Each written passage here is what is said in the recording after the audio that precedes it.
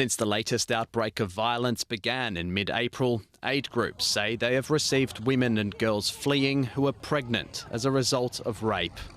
One estimate says the number of recorded rapes is just 2% of the real number of cases in Khartoum alone. Majority of the survivors, so I say over 95% of the survivors that we have spoken to, they have clearly spoken about RSF. Girls aged just 12 to 17 years old, also the alleged victims of unspeakable atrocities. We have also documented cases of underage girls in Khartoum who has been gang raped by the RSF. And it's sadly, majority of the cases that were documented, they were mostly gang rape cases. What we found out that there is a connections between looting and rape. Sudan's army and the RSF accuse each other of such attacks. The RSF flatly denies the allegations. Now, a vast majority of women who reported their rapes to the NGO SIHA says they were raped by men in RSF uniforms. Is the RSF using rape as a weapon of war? No, the rape, we are against that, and we will never tolerate about the rape. We hear that, and I was in Khartoum when this issue came up, and I tried to find one victim or someone to speak on behalf. I didn't find anyone.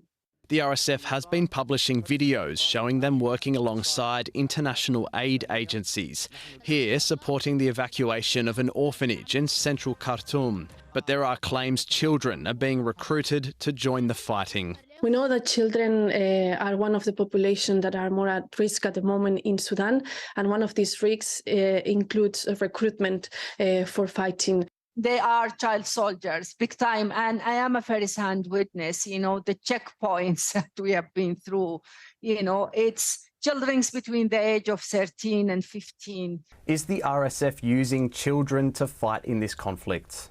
No, unfortunately, that's wrong. The age is 18 to recruit anyone over 18, not under 18. The Darfur region, no stranger to ethnic violence going back 2 decades, now witnessing more bloodshed in what the UN envoy to Sudan says could constitute war crimes.